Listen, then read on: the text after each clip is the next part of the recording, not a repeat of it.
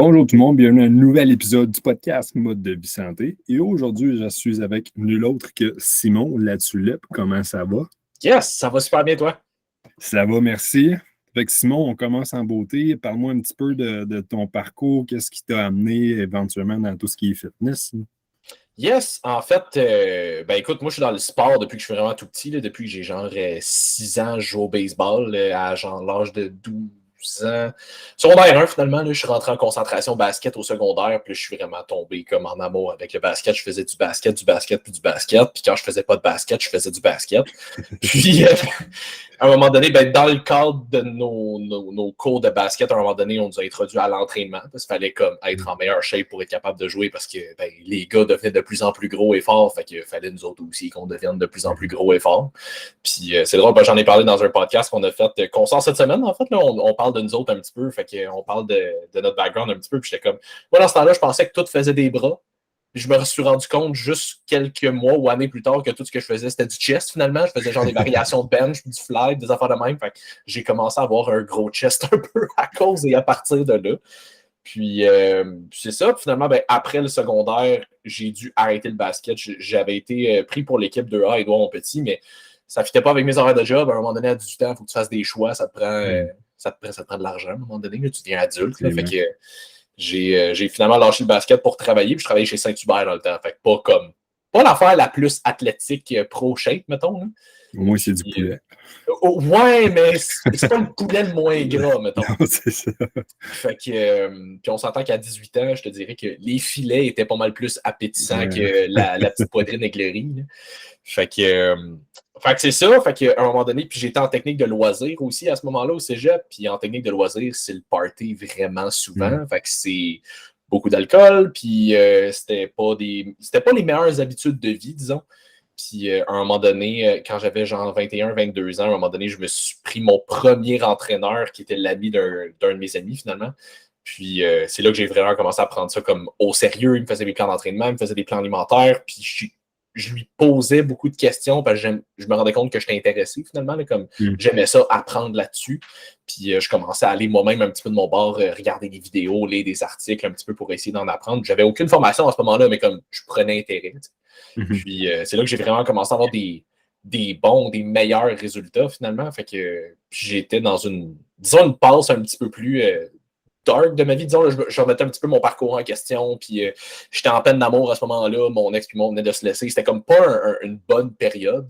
Puis j'avais eu la discussion à un moment donné avec mes parents. Puis c'est ma mère qui était comme, tu sais, je vois que l'entraînement en ce moment, ça a l'air d'être un peu comme ton échappatoire. Ça ne t'intéresserait pas de faire des formations d'entraîneur, tu sais. Puis après une longue conversation avec ma mère et mon père, à un moment donné, on a fait comme, je pense que je vais l'essayer. Je vais m'en aller en entraînement, voir de quoi ça a l'air. Fait que j'ai lâché le cégep, j'ai commencé mes formations coach export, puis le lendemain que je finissais mes formations, je me faisais engager au Énergie Cardio qui était à côté de chez nous. Fait que ça fait bientôt 6 ans de ça, mais c'est là que j'ai commencé comme entraîneur. Puis finalement, j'ai vraiment trippé à faire ce que je fais. J'ai travaillé comme 3 ans dans des gyms publics à la Énergie Cardio. Après ça, là, je me suis enlevé plus dans le privé depuis. Puis là, c'est ça. Là, je travaille maintenant pour Summit Training depuis été-automne, mettons, là, environ. Puis c'est ça, avec les gars de Body Mechanics, avec qui on a tous travaillé chez Quantum Training avant. On s'est tous rejoints après ça pour former Body Mechanics. Et là, maintenant, avec Summit Training. Fait que ça a été un peu ça, brièvement résumé, là, mon background de je suis TQ, je joue au baseball, puis maintenant, je travaille pour une des plus grosses compagnies de coaching privé au Québec. Fait que c'est vraiment vers 21 ans que tu as eu le déclic de je me prends un entraîneur. Puis tu dirais-tu, c'est le fait d'avoir un entraîneur qui t'a comme piqué la curiosité, puis finalement, de fil en aiguille, t'en es rendu où ce que t'es rendu? Moi, je pense que oui, en grosse partie du moins. Tu sais, je m'étais toujours entraîné on and off. Tu sais, mettons, en dehors du secondaire, je m'entraînais au secondaire. Mais en dehors du secondaire, je m'étais toujours entraîné un peu on and off. Je m'entraînais une couple de mois, puis après ça, j'avais un relâchement. J'y retournais, j'arrêtais. Puis c'est à partir du moment où je me suis pris un entraîneur que ça a vraiment fait une différence. Un, parce que c'est comme si je prenais un engagement un peu plus sérieux envers moi-même. Là. À un moment donné, je payais quelqu'un. Fait que j'étais comme là, tant qu'à payer quelqu'un, je vais le prendre au sérieux. Puis d'avoir c'était quelqu'un avec qui je m'entendais super bien. C'est quelqu'un qui était super passionné par ce qu'il faisait. Fait qu'il était toujours super réceptif quand je lui posais des questions. Puis justement, ça m'intéressait. Je voulais en apprendre un petit peu plus. Pour moi, c'était pas juste fait le plan qui est sa feuille, mais pour moi, c'est important de comprendre pourquoi il me faisait faire ça. Si je comprenais pourquoi, on dirait que j'adhérais plus facilement au plan aussi. Fait que, en posant beaucoup de questions, puis en justement faisant des recherches un petit peu de mon bord, il y a aussi le fait que j'ai commencé à avoir des vraiment meilleurs résultats aussi en étant suivi, en ayant un plan un petit peu plus spécifique au lieu de juste faire comme Hey, j'ai trouvé le plan à Ryan Reynolds pour avoir l'air de Deadpool, m'a faire ça, puis je vais avoir l'air de Ryan Reynolds quand il a fait Deadpool. Garanti. C'est logique. Mais oui, c'est logique. Fait que je me souviens avoir dit ça très concrètement. Genre, j'avais trouvé le plan à Ryan Reynolds qu'il avait fait pour, en tout cas, du moins un des plans, parce qu'il y en a clairement fait plus qu'un. Mais pour faire son premier film de Deadpool, puis j'avais commencé ça genre en avril, puis j'étais genre, d'ici la fin de l'été, il m'envoie la shape à Deadpool. Mais comme, non. Obviously, non. Mais bref. Surtout qu'il y avait juste le plan d'entraînement, il n'y avait pas le plan alimentaire qui venait avec. Fait que oui, non, je pense que de me prendre un entraîneur, ça a été un gros déclic pour moi. Puis j'en ai eu quelques-uns depuis. Des fois, j'aime ça. Une affaire que j'aime faire aussi en tant qu'entraîneur, c'est justement des fois de me prendre un coach puis me faire suivre pendant un certain temps, d'apprendre des nouvelles affaires. Puis après ça, moi, de partir un bout à mon compte, de mon bord, puis d'essayer d'appliquer des affaires que j'ai apprises sur moi pour voir comment je réponds, puis d'essayer des nouvelles affaires, puis je l'essaie après ça avec des clients. Mais je pense que justement, c'est drôle parce que ce gars-là, on va le recevoir à notre podcast cette semaine. Puis justement, oui, je lui dois beaucoup parce que ça a en bonne partie commencé avec lui, le fait de justement me prendre un coach puis qu'il soit super réceptif puis qu'il m'a aidé beaucoup là-dedans. Non, c'est bon. Puis tu as dit une chose qui revient à l'esprit puis que je trouve qu'il est important à adresser, mais de pas avoir peur de payer pour un coach. On dirait que souvent les gens ont comme peur, même moi, plus jeune et autres, c'est comme Ah, mais tu sais, c'est cher, blablabla. Oui, mais le but, c'est pas de payer ça à vie, c'est de payer puis de retirer les connaissances de cette personne-là. Tu payes pas pour le papier, tu payes pour ce qu'il y a dans la tête de cette personne-là. Tu payes pour la connaissance. C'est comme un accès rapide à tes résultats. Parce que je veux dire, si tu vas sur Google Ryan Reynolds ou Jay Cutler Prep 12 weeks out, ça va rien faire. Tu sais que tu n'apprends rien là-dedans non plus. Non, exact. Fait que, tu sais, à moins que. Tu sais, je pense qu'à moins que tu sois en préparation pour faire une compétition ou un photoshoot ou whatever, si tu veux faire ça vraiment comme mode de vie, il faut que tu apprennes là-dedans. Il faut que tu saches comment être capable de maintenir ces habitudes-là sur un mode de vie, comment t'entraîner à long terme, comment manger sur le long terme, comment avoir du plaisir là-dedans, parce que c'est quelque chose que tu détestes profondément, garantis que tu le fais pas à long terme. Tu vas peut-être le faire pendant une couple de semaines parce que comme tu es vraiment déterminé, mais c'est une question de temps avant que ça finisse par te rattraper et que tu fasses comme hey, fuck that, j'ai pas envie de faire ça, c'est vraiment de la merde, puis tu vas retourner à des moins bons patterns. Fait que d'apprendre là-dedans, c'est super important, puis d'engager. Puis tu sais, comme là, on parle d'un coach fitness, mais ça pourrait être pour n'importe quoi. Là, je veux dire, tu veux, c'est niaiseux, tu veux te faire un budget, mais tu vas engager un conseiller financier, tu veux, whatever, c'est que tu payes pour l'expertise et l'expérience de la personne dans son domaine spécifique si tu as envie de devenir meilleur dans quelque chose sans investir tant de temps que ça pour toi-même, développer ce genre d'expertise-là à ton compte, entre guillemets, là, comme par toi-même. C'est que tu payes pour l'information et l'expérience que l'autre personne va être capable de t'apporter. Puis justement, payer pour un coach ou whatever la situation, c'est pas obligé d'être à vie, comme tu dis. Là, comme tu peux payer pour un coach pendant une couple de mois, pendant un an, pendant une couple d'années. Il y en a qui vont rester avec leur coach toute leur vie parce qu'ils aiment ça, puis ils aiment la relation qu'ils ont développée. Tu veux pas, je pense qu'un coach, c'est beaucoup plus que juste je te fais des plans, c'est une relation qu'on développe quand même. Puis il y en a avec qui tu vas mieux t'entendre que d'autres. Il y en a avec qui tu vas t'entendre super bien puis tu vas avoir envie de rester tout le temps. Comme il y en a avec qui tu vas faire comme ouais, je le file moins, fait que je vais regarder ailleurs. Puis c'est rien de personnel, c'est juste je le file moins, puis c'est correct. Mais tu peux payer pour un coach pendant X nombre de temps, puis après ça, faire comme hey, tu sais quoi, puis ça, c'est quelque chose que Martin dit souvent aussi. Et comme tu sais, selon lui, puis je suis quand même très d'accord. Si un client, à un moment donné, t'envoie un message puis il fait comme hey, écoute, ça fait plusieurs mois qu'on est ensemble, je juge que j'ai appris beaucoup de choses, j'aimerais ça, moi, partir de mon bar pendant un bout pour comme. Tu sais, je juge que je suis correct pour être autonome maintenant, puis me prendre en main, puis faire mes propres trainings, puis faire ma propre bouffe, puis me gérer tout seul. Puis lui, il est comme moi, je juge que j'ai fait ma job en ce moment. Genre, je t'ai pas juste donné des plans, je t'ai fait apprendre des choses là-dedans, puis maintenant, ben, tu es capable d'être autonome. Moi, je juge que c'est une victoire. Là. Même si tu ne me payes plus, des clients, je peux en chercher d'autres. Mais toi, j'ai impacté ta vie assez positivement pour être capable de dire que tu es rendu capable de te gérer tout seul et tu n'as plus besoin de moi.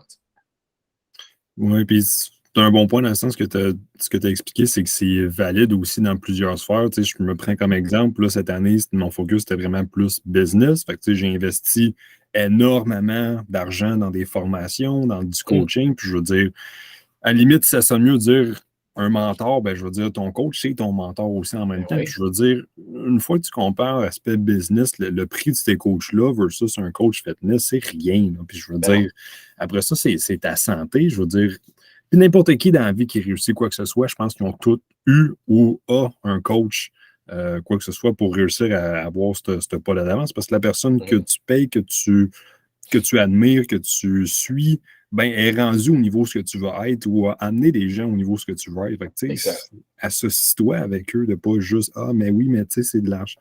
Dans la vie, il faut que tu aies des dépenses, il faut que tu en aies. Fait que ces choix-là, ces choses-là de Ah ben, on va pas acheter une TV 90 pouces 8K HD avec des curves, on va peut-être investir dans un entraîneur pour Exact. réussir à avoir une meilleure vie.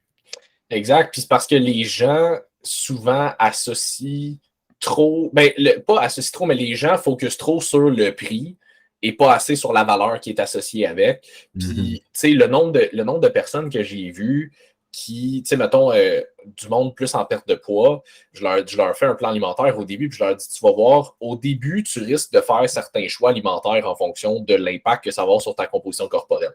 Fait que plus des choix en fonction de les macros et les calories? Est-ce que ça va faire en sorte que tu vas être en déficit calorique puis ça va faire en sorte que ça va faire en sorte que tu perds du poids ou est-ce que ça va faire en sorte que finalement, ben, ça va être un cheat qui va trop monter tes calories puis tu ne perdras pas de poids. Au début, c'est comme ça que tu vas le voir. Mais au fur et à mesure que tu fais certains changements dans tes habitudes, à un moment donné, tu te rends compte que tu fais certains choix juste parce que tu te sens mieux quand tu fais ces choix-là. C'est plus juste une question de Ah, ben, je ne mangerai pas ou je ne boirai pas telle affaire parce que ça va être un cheat où je ne serai plus en déficit calorique, puis je ne serai pas capable de perdre du poids. Ça va être, je vais faire ce choix-là parce que je sais pertinemment que je vais vraiment mieux me sentir en mangeant telle affaire ou en buvant telle affaire. Tandis que si je prenais la poutine, la pizza, le verre de vin, bière, whatever, je vais être content pendant, mais ça va durer 20 minutes, puis après ça, ben, je vais être ballonné, je vais être inflammé, je vais avoir mal au ventre, je vais être plus fatigué, je vais whatever.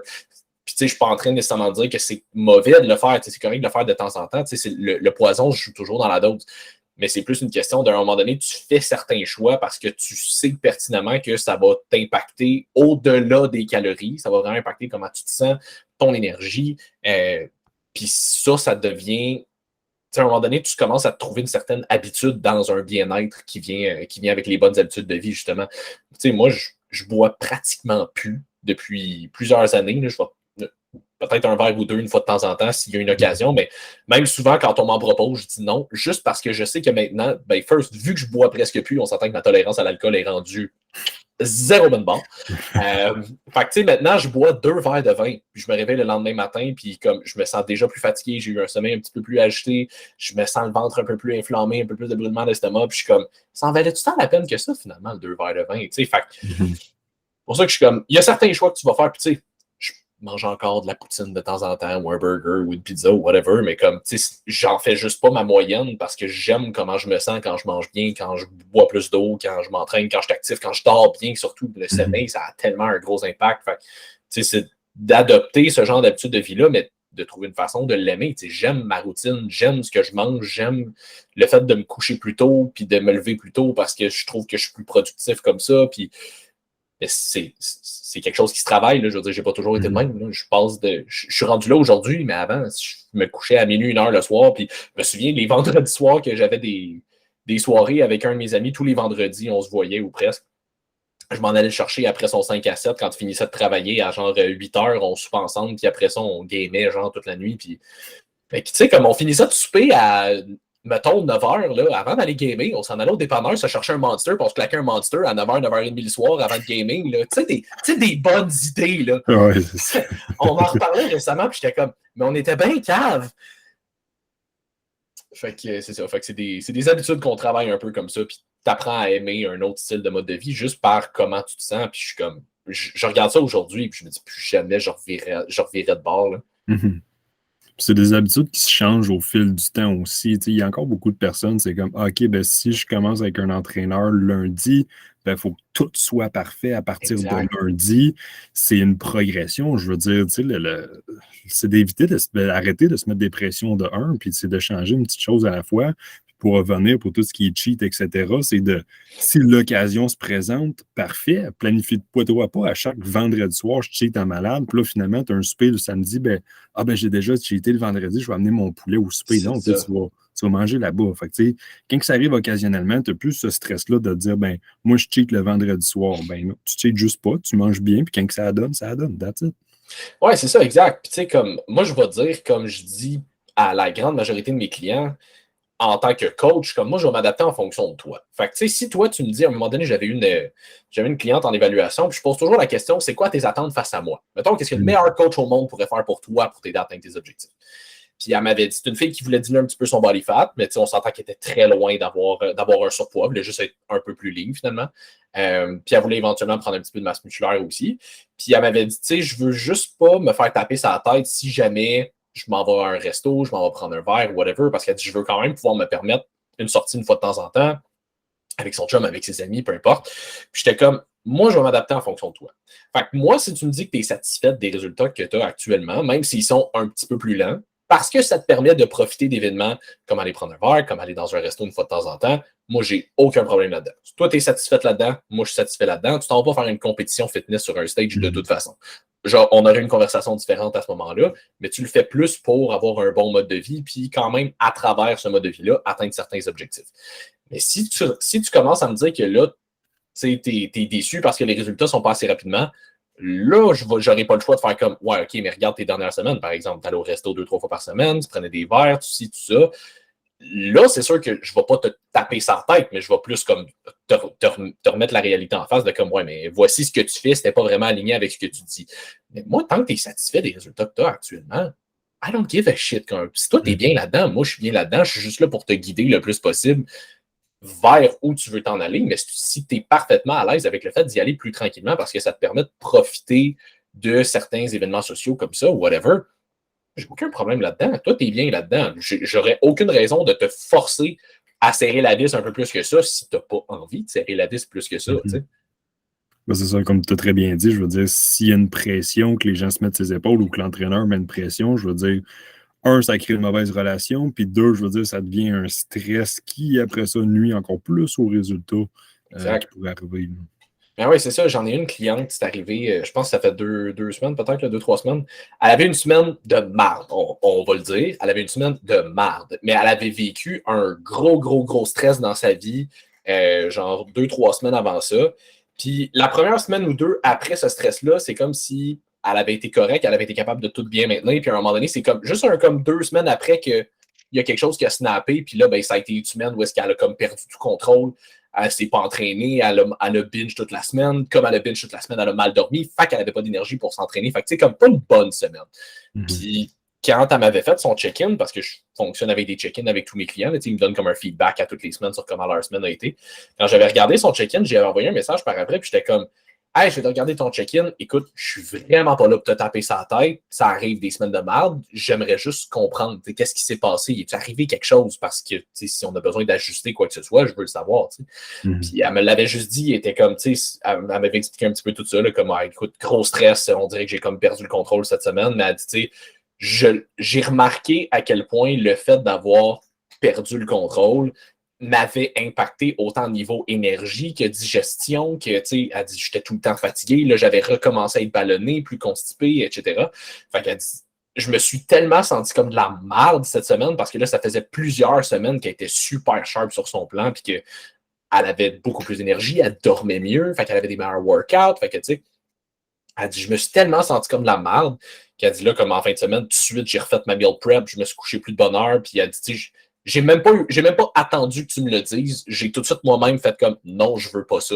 Je vais reprendre mes bonnes habitudes. Fait que j'ai même pas eu besoin de la, entre guillemets, réprimander. Je lui ai juste essayé de comprendre qu'est-ce qui se passait. J'ai été un peu empathique, entre guillemets, là, juste voir comme OK, qu'est-ce qui se passe. Puis j'y ai dit le plus possible, c'est juste de rembarquer sur tes bonnes habitudes le plus possible. Pas même pas en termes de composition corporelle comme tu vas prendre du gras, juste en termes de tu vas te sentir beaucoup mieux comme ça. Fait que quand tu deals avec un stress, si tu manges mieux, tu vas être moins ballonné, tu vas avoir plus d'énergie, tu vas mieux dormir. C'est toutes des affaires qui vont t'aider finalement à dealer avec ton stress.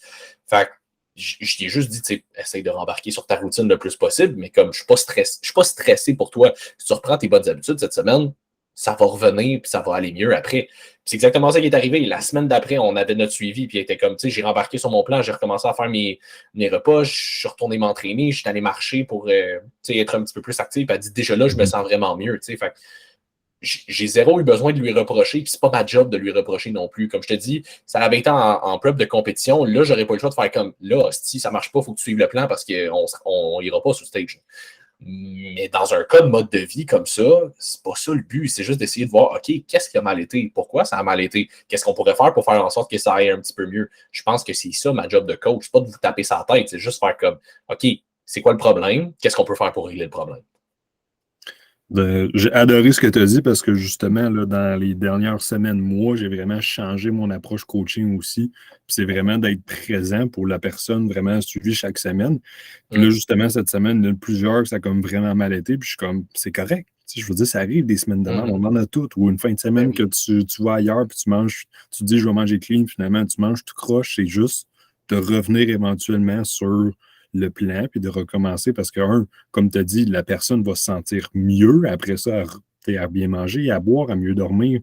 Puis on le ressent tout assez vite. Quand on a une nuit de marde, là, après ça, t'es 2-3 jours, pas d'énergie, t'as faim, tu manges de la scrap, blablabla. Fait que là, tu sais, je pense que plusieurs réussissent à avoir le wake-up call une fois que ça s'améliore. Puis là, oups, on déraille un petit peu, ben, on veut revenir sur ce bon feeling-là aussi. Oui, exact. Puis, comme tu dis, je pense que la plupart des gens, surtout s'ils sont généralement sharp, ils ont généralement des bonnes habitudes, ils mangent bien, ils dorment comme ils vont s'entraîner, quand ils ont une période comme ça, que ce soit une fin de semaine, une semaine ou peu importe, un peu plus de marde, où ils ont l'impression qu'ils perdent le contrôle un petit peu plus, ils vont s'en rendre compte tout seuls de comment ils vont répondre, de comment ils vont se sentir après, puis ils vont faire comme j'aime pas ça, me sentir de même. En temps normal, je me sens bien, j'ai de l'énergie, j'ai de la libido, j'ai de la drive. Là, on dirait que soudainement, je perds le contrôle pour des petits moments de plaisir très brefs, puis finalement, je me rends compte qu'après, je feel comme la merde, ça en vaut tout le temps la peine que ça, finalement. Fait que la réflexion va se faire tout seul. Fait que je pense que toi, ta job, en tant que coach ou mentor, ou comme appelle ça comme tu veux, je pense que c'est justement juste de les supporter là-dedans puis d'être compréhensif là-dedans. C'est sûr que si ça revient à tous les semaines, là, on va peut-être avoir un discours différent. Là. Mais tu sais, si ça arrive une fois de temps en temps, ça nous arrive, nous autres aussi. Comme spoiler alert, nous autres aussi, on a des semaines de merde, comme tu dis. Je veux dire, à moins d'être vraiment comme un bodybuilder professionnel, que c'est ça ta vie, de t'entraîner, puis d'être en shape, puis de, tu sais, whatever. À moins de vraiment être à ce niveau-là, nous autres aussi, ça nous arrive d'avoir des semaines de merde. Mais l'idée, c'est de juste prendre conscience que ça fait partie de la vie. Ça fait partie de la vie, des imprévus ou des moments plus stressés ou des moments plus down, parce que tu vas perdre un petit peu le contrôle. C'est juste de ne pas se taper sa tête pour ça, puis de comprendre que justement, vu que ça fait partie de la vie, ben, il va en avoir des moments comme ça. Tu n'auras jamais 100% de contrôle sur 100% de ta vie. Fait que juste de les accepter, d'accepter que c'est arrivé, puis de passer à la prochaine étape, puis de focusser plus sur ce que tu peux contrôler que ce qui est déjà dans le passé, que finalement, tu n'as aucun impact sur ce qui est déjà arrivé. Tu peux juste contrôler les affaires qui s'en viennent. Exact. Non, ça, c'est excellent parce que tellement de personnes, c'est comme ah, mais la semaine a mal été, la fin de semaine a bien été. Oui, mais c'est toi qui contrôles ce qui s'en vient aussi. Puis je veux dire, dans n'importe quoi, ce ne sera jamais une ligne droite vers la perfection. Il y a tout le temps des up and down, des accrochages, que ce soit dans n'importe quoi. Mais c'est juste d'avoir cette vision-là plus loin de ben moi, mon but, oui, c'est de perdre du poids, mais c'est d'apprendre au travers de ça, de m'ajuster, puis ça arrivera, mais que ça arrivera. Ouais, puis c'est pour ça, tu vois, mettons, dans mes check-ins, j'ai toujours à la fin une petite section, mettons, bon coup de la semaine, point amélioré, puis objectif de la semaine prochaine. C'est une petite section qui a l'air banale, mais que je trouve le fun à ajouter. Justement, mettons, bon coup de la semaine, parce que justement, ça arrive des fois des semaines de merde. Comme on a l'impression qu'on a perdu le contrôle de 100% de notre semaine. Mais je trouve ça le fun de prendre le temps de s'arrêter puis de ressortir au moins une affaire positive. C'est même pas obligé d'être comme un méga highlight de genre « Ah, j'ai battu mon PR, j'ai fait 18 plates sur le squat. » Peut-être pas, là, mais comme 18 plates de 5 livres.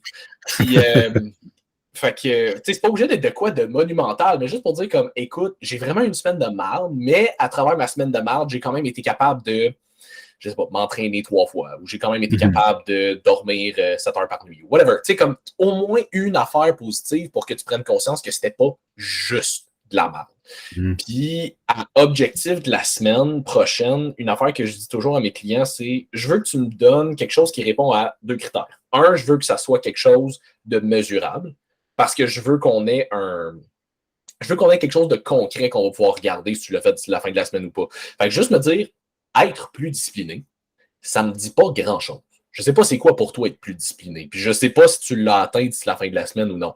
Fait que tu sais, quelque chose genre, je veux boire 2 litres d'eau à tous les jours ou je veux manger du resto juste une fois cette semaine. Tu sais, whatever. C'est spécifique, c'est mesurable. On est capable de voir si c'est fait d'ici la fin de la semaine ou non. Puis l'autre affaire, c'est que je veux que ça soit quelque chose qui est sur quoi tu as 100% le contrôle, justement. Parce que me dire, exemple, je veux perdre 2 livres d'ici la fin de la semaine, c'est spécifique et c'est mesurable, mais tu n'as pas 100% le contrôle là-dessus. Tu pourrais être à 100% sur ton plan d'entraînement, à 100% sur ton plan alimentaire, manger tous tes meals, faire tous tes workouts, dormir comme tu devrais à 100%. Tu n'as quand même pas 100% le contrôle sur ton poids. Des fois, ton poids il va monter, des fois, ton poids il va descendre sans raison, entre guillemets, apparente. Fait que je veux que tu me donnes plus qu'est-ce que tu vas faire de spécifique et mesurable pour perdre ton, mettons, 2 livres à la fin de ta semaine. Genre, je veux pas skipper un repas cette semaine, je vais manger juste un resto, je vais faire ci, je vais faire ça. Parce que des fois, j'ai des clients qui focusent trop, mettons, sur le chiffre, sa balance, puis qui oublient que justement, ils n'auront jamais 100% de contrôle là-dessus. Fait de focuser plus sur les habitudes et les actions que tu peux prendre sur lesquelles tu as 100% de contrôle pour te permettre de te rendre là, ça va être beaucoup plus efficace selon moi que de juste focuser sur l'objectif. Oui, puis il y a tellement de personnes qui focusent sur la balance ou sur des choses qui sont complètement non contrôlables. Ouais. Puis c'est ce qui est contrôlable que les gens s'en foutent puis qu'ils regardent même pas. Fait que, tu sais, tu viens de me faire allumer sur ce point-là, puis ça fait juste le mettre encore plus en perspective de, justement, on s'en fout de ce que tu peux pas contrôler. Ce qu'il faut que tu t'occupes, c'est ce que tu peux contrôler, je veux dire. Ça dit que c'est pas plus compliqué que ça. Non, mais exact. Tu sais, comme moi, c'est drôle parce que quand j'ai du monde qui me disent des fois qu'ils focusent beaucoup sur le chiffre, puis ça les dérange que le poids ne descende pas. Puis je suis comme, OK, mais mettons, as-tu pris des photos dernièrement? Comment tu te sens dans ton linge? Est-ce que tu vois une différence? Puis souvent, ça arrive, ils sont comme, ouais, ben je le sens que je suis un petit peu plus loose dans mon linge, je sens que je commence, tu sais, je le vois que je m'en viens un petit peu plus découpé, puis je suis comme, OK. Fait que le poids, ça balance finalement, pourquoi il est important? Ils sont comme, ben je sais pas, c'est dans ma tête, là, comme on dirait que c'est psychologique, il faut que le poids descende. Je suis comme, ouais, mais en tant que tel, là, je te pose la question, qu'est-ce que tu aimerais mieux? Que tu perdes 20 livres sa balance puis qu'il y en ait 15 là-dedans, que ce soit de la masse musculaire, ou que tu perdes 3 livres sa balance, mais que là-dedans, il y ait 10 livres de masse grasse de moins, puis finalement, tu as juste pris 7 livres de masse musculaire par-dessus ça. Tu sais. En tant que tel, c'est plus un look que tu veux qu'un chiffre sur la balance. Je suis pas mal sûr que si tu pesais, je dis des chiffres au hasard, mais mettons que tu pèses 200 livres à 24% de body fat versus tu pèses 200 livres à 8% de body fat, ça ne sera pas le même 200 livres. Je veux dire, la force que la gravité applique sur ton corps va être la même. Mais je veux dire, le look va être complètement différent. Puis j'envoie souvent une photo à des clients qui me disent ça de moi, mettons, avant que je commence à m'entraîner vraiment sérieusement, versus moi, quelques années plus tard, exactement au même poids. J'étais 185 livres dans ce temps-là. Fait que, mettons, exactement au même poids. 18% de body fat sur un, 8% de body fat sur l'autre. Hey, la différence est vraiment énorme. Là. Mais je suis comme, le poids est exactement le même sur les deux. Viens me dire que le poids est important. Fait que, tu sais, en tant que tel, ton poids, ça fait juste te donner une unité de mesure sur à quel point la gravité applique la force sur ton corps par rapport au sol. Je suis probablement pas accurate dans ma description de la physique, là, je m'excuse, mais en tout cas, vous comprenez ce que je veux dire. C'était Newton, dans le fond, là, ça n'est pas. Ouais, c'est ça, exact. Mais tu sais, comme c'est pas représentatif du tout de ta composition corporelle. Tu sais, 2 personnes exactement au même poids, un à genre 30% de body fat, un à 8, vont avoir une composition corporelle très, très, très différente. Fait que c'est plus, je crois, à moins d'avoir 150 livres de trop que tu dois perdre, là, à un moment donné, on va vouloir que la balance diminue. Là. Mais tu sais, quand tu commences à arriver plus dans le genre 10-20 livres à perdre, à un moment donné, ta masse musculaire va jouer beaucoup dans ta composition corporelle. Puis si tu prends un petit peu de tonus musculaire par-dessus ton déficit calorique qui fait que tu perds du gras, ça se peut que la balance bouge moyen, mais finalement, tu envoies des très bons résultats vraiment comme esthétiques dans le miroir. Fait que c'est juste de garder ça en tête. Le poids, c'est une unité de mesure de progression parmi plusieurs, puis ça ne dit vraiment pas tout. Non, puis je veux dire, c'est le problème de tellement de personnes de se fier sur ce fameux poids de balance parce que c'est tout le temps, ben moi, je veux mon poids santé ou si ça. C'est comme OK, mais je veux dire, chaque personne est complètement différente. Tant comment est-ce que ton musclé est par rapport à ton gras, est-ce que tu retiens plus d'eau, blablabla. Je veux dire, tu peux pas comparer à une autre personne ou autre, mais c'est ça, c'est vraiment revenir au point de base sur le focus que tu peux contrôler, puis le reste, il arrivera ce qui arrivera. Tu ne comptes pas la tête avec ça. Non, c'est ça. Puis ça, c'est une affaire aussi que je trouve bon que tu amènes, c'est d'arrêter de se comparer aux autres parce on répond tous de manière différente. On a tous une génétique différente, une éthique de travail différente, un environnement différent. Il y a tellement d'affaires qui peuvent impacter ta composition corporelle puis comment toi, tu vas réagir à certains entraînements, certaines alimentations, whatever. Il y en a qui peuvent manger 3000 calories par jour puis qui vont quand même perdre du poids. Il y en a qu'à 1600, ils vont gonfler. Mais rendu là, qu'est-ce que tu peux faire de plus? Qu'est-ce que ça va changer dans ta vie que telle personne est capable de manger 3000 calories et de perdre du gras pareil? Rien. Ça va absolument rien changer. Puis c'est drôle parce que j'en parlais dernièrement, puis je suis comme, moi, c'est ça qui me gosse avec les gens qui vont constamment chercher à savoir si telle personne apprend des stéroïdes. Parce que je me dis, c'est quoi qui va arriver? Mettons que tu poses la question à quelqu'un. C'est quoi les scénarios? Il y en a 5. La première, la personne va te dire qu'elle en prend. Fait que tu vas te dire, ah shit, pour avoir cette shape-là, il faut que j'en prenne moi aussi. Fait que tu vas commencer à prendre des anabolisants toi aussi. OK. Scénario 2, tu apprends que la personne en prend. Et là, tu te dis, ah fuck, je ne serai jamais capable d'atteindre cette shape-là. Bon, ben écoute, je vais continuer de faire ce que je fais, puis je vais essayer d'atteindre la meilleure shape que je peux avec ma génétique, puis whatever. Fait que finalement, tu changes absolument rien. Scénario 3, tu apprends que la personne en prend. Là, tu te dis, ah, si je ne serai jamais capable d'avoir cette shape-là, fuck that, ça ne vaut même pas la peine. Puis là, ben, finalement, tu lâches. Il n'y a aucun de ces 3 scénarios-là qui a été une bonne situation. À moins peut-être que vraiment, comme pour toi, prendre des stéroïdes, c'était vraiment comme la bonne solution. Ça, c'est une toute autre discussion. Puis les 2 autres scénarios, c'est, ben, t'apprends que la personne n'en prend pas. Fait que là, t'es comme, ah, crime. Ben, peut-être que j'ai une chance. Moi aussi. Fait que, écoute, je vais continuer de bûcher. Puis peut-être qu'à un moment donné, je vais me rendre là, moi aussi. Encore une fois, il n'y a absolument rien qui a changé. Tu as juste continué à faire tes affaires. Ou l'autre scénario, c'est que tu apprends que la personne n'en prend pas. Puis là, tu te dis, fuck, je suis vraiment loin de ça, mais la personne n'en prend pas. Ça veut dire qu'il va falloir que je bûche 2 fois plus fort pour être capable d'atteindre cette shape-là. Tu dis, OK, bon, mais je vais mettre le double d'effort, je vais être encore plus assidu sur mes affaires. Dans quel cas, je te dirais, pourquoi tu avais besoin que quelqu'un te dise qu'il était naturel pour que tu redoubles tes efforts? Pourquoi tu ne redoubles pas déjà en partant tes efforts?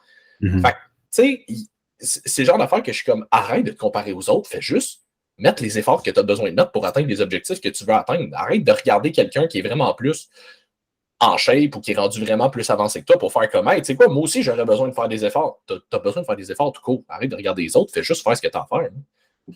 C'est parce que chaque personne est complètement différente. Puis je veux dire, pour revenir sur le point des anabolisants, moi, je suis hyper transparent que j'en ai pris depuis longtemps, puis j'en prends encore. Puis je veux dire, j'ai fait des préparations de compétition où moi, je prenais des anabolisants, puis un gars que je connaissais prenait rien, avait une pareil shape. Fait que, tu sais, je pourrais encore une fois me dire, je prends des anabolisants, puis lui, il est naturel, puis il est meilleur que moi. Fait que ça me sert à rien de faire rien tout court parce que je suis full strict, je prends des anabolisants, puis lui qui diète pas pire, puis qui prend pas d'anabolisants, il est meilleur que moi. Fait que si je m'aurais laissé atteindre par ça, j'aurais arrêté, ça ferait des années, puis je m'aurais dit, je suis pas fait pour ça. Je fais d'autres choses. Exact. Fait que, non, c'est ça. C'est de redoubler des efforts puis de se focusser sur soi-même. Je veux dire, tu ne peux pas te comparer à personne d'autre, sauf ton ancien physique ou t'améliorer à propos de ton ancienne perspective, whatever. Ben non, c'est ça. Puis surtout si tu n'es pas en train de faire des préparations de compétition. Si tu fais des compétitions, à un moment donné, c'est plate, mais tu n'as pas le choix de te comparer juste dans le sens que tu compétitionnes, ton physique compétitionne contre d'autres physiques. À un moment donné, c'est normal que tu compares, ou du moins que tu les regardes. Mais si tu fais ça plus que sur un mode de vie, tu sais, à un moment donné, si tu avais regardé Ronnie Coleman quand il se préparait pour faire son premier Olympia, dans le temps qu'il était encore naturel, là, il y a bien du monde qui ne l'aurait pas cru, qui est encore naturel, parce que le gars avait une génétique de mongol. Mais Chris, le gars en secondaire 5 squattait déjà 5 plates. Comme, viens me dire qu'à 16-17 ans, tu squattais déjà quasiment 500 livres. À un moment donné, il y en a qui ont juste des génétiques de fou. Puis il y en a du monde qui vont prendre des stéroïdes, puis qui vont en prendre beaucoup. Puis qui, tu sais, je veux dire, comme disait Nick Payette, justement, il était comme à un moment donné, un chihuahua, tu lui donnes des stéroïdes, tu vas juste avoir l'air d'un plus gros chihuahua. Là. Comme, tu fais avec la génétique que tu as, mais tu auras beau chialer autant que tu veux, puis essayer de prendre tous les produits que tu veux, ça reste ta génétique. Il y a un maximum que tu peux faire là-dessus, puis il y a probablement des affaires en dehors de ça que tu peux optimiser. Ton sommeil, ton alimentation, tes workouts, peut-être que tu dis que tu t'entraînes fort parce que tu fais 42 sets dans ton workout. Peut-être que, tu sais quoi, tu pourrais en faire juste 12, mettons, mais juste pousser, actually, comme du monde, puis tu aurais des meilleurs résultats parce que tu accumulerais beaucoup moins de fatigue, fait que tu récupérerais mieux. Il y a plein d'affaires comme ça qu'on pourrait regarder dans les habitudes du monde, puis faire comme, ouais, mais tu sais quoi, avant de commencer à penser à regarder les autres puis à chialer sur de quoi les autres ont l'air comparé à toi, peut-être que tu pourrais travailler là-dessus. Peut-être que ça, tu pourrais l'améliorer. Peut-être que ça, tu pourrais le mettre de côté puis faire peut-être un petit peu plus ça à la place. Tu sais, il y a bien des affaires comme ça qu'on pourrait regarder, puis je suis pas mal sûr qu'il y a bien du monde qui aurait des meilleurs résultats si, au lieu de regarder les autres, ils se concentraient plus sur leurs affaires. Ça s'applique aussi dans n'importe quoi, que ce soit le business ou autre. Je veux dire, si tu lâches le focus sur toi et ton objectif, tu te concentres sur la compétition ou autre, je veux dire, tu te pénalises toi-même, puis l'autre personne, elle s'en fout. C'est même pas que tu existes ou elle te regarde pas. Non, c'est ça, exact. C'est qu'à un moment donné, qu'est-ce que ça va changer dans ta vie que telle personne fasse mieux que toi dans peu importe quelle sphère? Ultimement, ça ne changera pas qu'est-ce qu'il faut que toi, tu fasses. Fait arrête de regarder les autres et de faire comme « Ah, mais telle personne a fait telle affaire de mieux que moi. » Ben, OK, fait continue de bûcher puis éventuellement, toi, essaie de devenir mieux. Ça change quoi? Qu'il y ait une personne de meilleure ou une personne de moins bonne, ça change absolument rien à ce qu'il faut que toi, tu fasses. Fais juste faire tes affaires puis c'est tout. Ça devient une question de perception parce qu'il y en a qui vont le voir comme un challenge qui te décourage ou il y en a d'autres qui vont le voir comme un challenge qu'il faut se surpasser pour se rendre là aussi. Fait que, c'est comment est-ce que toi, tu vois cette situation-là? Est-ce que tu la vois comme un challenge? Tu la vois comme un obstacle qui t'empêche d'atteindre tes buts? C'est tout vraiment selon un mindset rendu là. Ah oui, exact. Puis ça, c'est une affaire que j'aime beaucoup parce qu'il y en a qui vont avoir le côté compétitif, mais mettons compétitif santé, entre guillemets, comme tu dis, comme qui vont plus le voir comme un challenge de comme, OK, bon, t'es capable de faire ça, moi te montrer que moi aussi je suis capable. Tu sais, ça va juste comme les driver un peu plus. Moi, je fonctionne beaucoup comme ça. C'est une des raisons pour lesquelles j'aime vraiment ça m'entraîner avec un gars. Tu sais, il y a une de mes bonnes amies et clientes, Martine, avec qui je m'entraîne des fois parce qu'on travaille au même gym, fait qu'on est souvent là en même temps. Puis je trouve ça super le fun quand on s'entraîne ensemble, parce qu'on est capable de se pousser un peu, mais veux pas, c'est sûr que je lève quand même beaucoup plus lourd qu'elle. Fait j'ai pas autant le côté challenge, entre guillemets. Tandis que quand je m'entraîne avec un gars, surtout si on est pas mal dans les mêmes charges, c'est arrivé à un moment donné, l'été passé, on avait reçu Alexis Jeté à notre podcast, puis on est allé s'entraîner ensemble après, puis lui était arrivé avec sa blonde, Jess était venu s'entraîner avec nous autres, fait que c'était comme les deux gars, les deux filles. Les deux filles se suivaient pas mal dans les mêmes charges, puis nous deux, on suivait pas mal dans les mêmes charges aussi. Puis lui, il faisait toujours ses sets avant moi. Fait qu'après ça, quand, mettons, je m'en allais embarquer sur un set, lui, il était comme « Ah, tu pensais mettre quelle charge pour telle affaire? » Je dis « Ah, je pensais mettre telle affaire. » Il était comme « OK, parfait. » Puis il mettait une petite coche de plus, puis là, il embarquait. Là, j'étais genre « Mon tabarnak, j'ai pas le choix. Moi aussi, il faut que je le fasse. Là. OK, let's go. » Fait que là, j'embarquais, puis j'étais comme, j'ai compté combien de reps il a fait, il faut que j'en fasse au moins autant, sinon plus. Mais c'est un genre de challenge que je juge qui est santé. On s'entend, je ne me mettais pas à soigner en malade juste parce que mon ego est démesuré puis je voulais être capable de faire plus, là, comme, quand même de façon contrôlée. Là, j'ai un peu d'ego, mais pas à ce point-là. Mais ça faisait en sorte que finalement, ça me forçait à comme, me dépasser puis me pousser un petit peu plus juste parce que l'autre à côté, je voyais qu'il était capable de le faire. J'étais comme, OK, c'est bon, j'ai compris. Je vais le prendre, le challenge. I accept your challenge. Mais si je l'avais vu à la place comme étant comme ah ouais, lui est capable de faire ça, fuck, mais là, crime, moi je suis bien de la marde d'abord. C'est là que ça peut avoir tendance à se rabaisser. Fait que c'est, tu sais, comme tu dis, c'est vraiment une question pas de perfection, de perception. C'est vraiment une question de comment tu vois les choses, puis c'est d'essayer toujours de voir le côté positif de la chose. Comment est-ce que je pourrais prendre cette situation-là puis essayer de la tourner à mon avantage? Ça, honnêtement, moi, j'applique ça dans toute de la vie. Puis je veux dire, ça va ne que aller mieux parce que même une situation négative, t'es comme OK, parfait, ça fait chier, mais qu'est-ce que j'apprends de ça? Qu'est-ce que je peux faire éventuellement pour éviter que ça arrive ou autre? Fait que tu sais, c'est un apprentissage rendu là aussi. Mais là, je veux faire, parce que là, on parlait que tu fais des podcasts aussi. Fait que je veux en venir à, mettons, où est venue l'idée, parce que là, votre podcast qui est Woke Up and Chose Violence, quand même bien populaire aussi dans tout ce qui est monde du fitness et tout. Où on t'a reçu il y a quelques semaines d'ailleurs. Exact, épisode 42. 46. 46, ah fuck, c'est bon, 46. On vient de plugger Samuel. Fait que c'est ça, parle-moi un petit peu de ça, le projet et tout. Là. Oui, en fait, c'est Jess qui m'est arrivé avec le projet il y a un petit peu plus qu'un an. On était encore, je pense qu'on était encore en mode pandémie, les gyms venaient de refermer parce que le gouvernement a eu les gyms.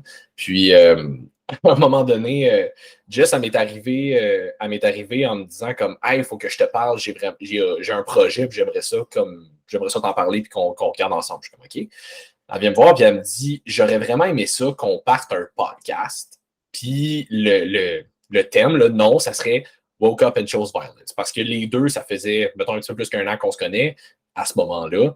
Puis les deux, on avait un peu le même genre d'humour, le même genre d'approche, un peu cru, un peu sarcastique, des grandes gueules, puis comme on s'envoyait souvent soit des memes ou des insides ou whatever, puis on avait tendance à partir là-dessus. Puis c'est une phrase qu'elle me disait régulièrement. Tu sais, mettons, quand elle m'envoyait quelque chose, puis moi, je répondais avec quelque chose de bien cru et sarcastique. J'ai l'humour noir un peu facile aussi. Là.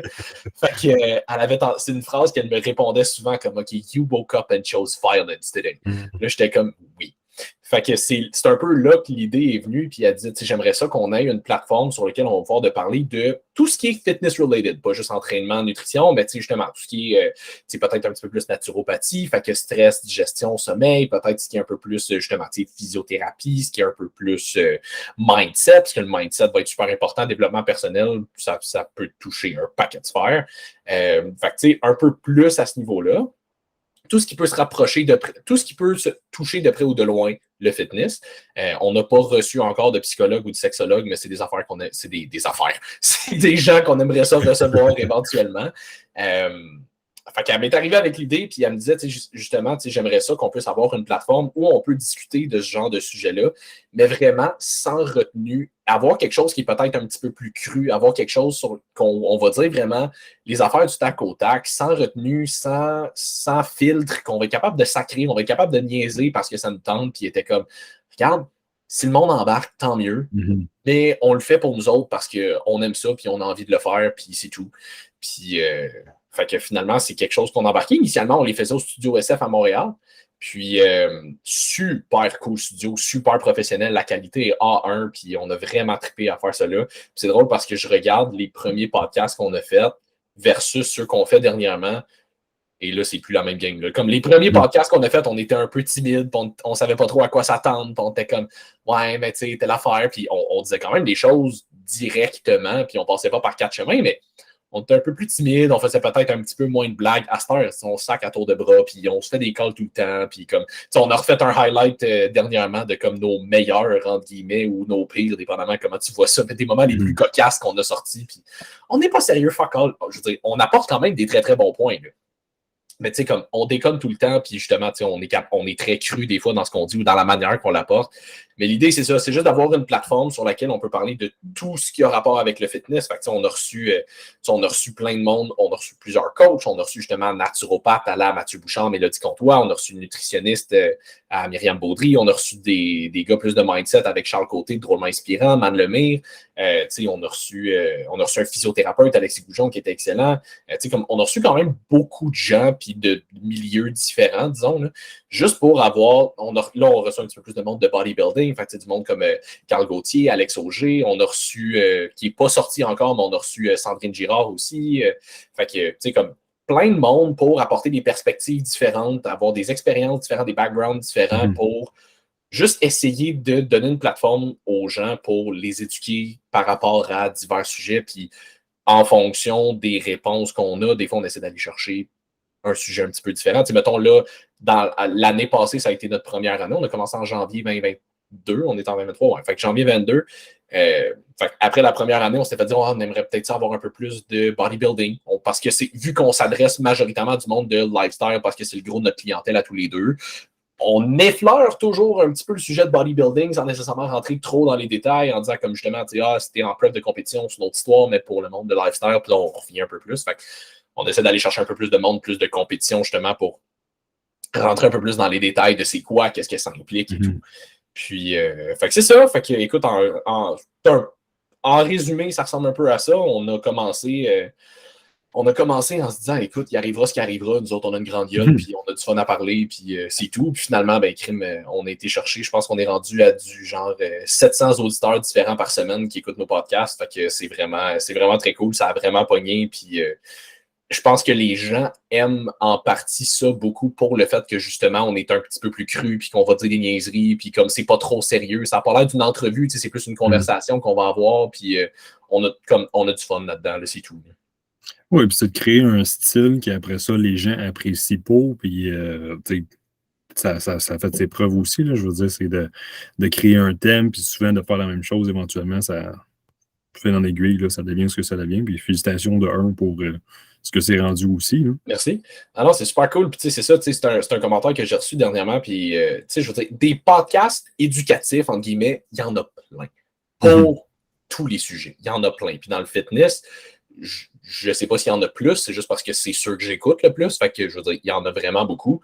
Mais des podcasts, peut-être avec une approche justement un petit peu plus légère, humoristique, crue, sarcastique, peut-être il y en a, j'en connais pas vraiment. Fait que c'était le commentaire que j'avais reçu dernièrement. C'était comme, tu sais, entre tel podcast, qui est plus éducatif, sérieux, que j'écoute beaucoup, mais elle dit le vote qui est le fun parce que justement, il apporte une atmosphère un peu plus légère, un peu plus divertissante. Fait que c'est différent comme ambiance, tu sais. Fait que c'est arrivé une semaine que on avait eu des problèmes avec notre caméra, puis j'avais perdu des vidéos. Fait que j'ai comme dû décaler l'épisode d'une semaine. Habituellement, on en sort un par semaine. J'ai comme dû décaler la sortie de l'épisode d'une semaine. Puis il y a plein de monde qui m'écrivait, puis était comme, il est où votre épisode, là? Je peux pas faire mon cardio, qu'est-ce qui se passe? J'étais comme, il y a la partie de moi qui était comme, hey, je suis vraiment désolé, on a un problème, j'essaie de régler ça le plus vite possible. Puis l'autre partie de moi qui était comme, OK, mais vous êtes vraiment investi pour me DM juste parce que l'épisode n'est pas sorti, c'est vraiment cool.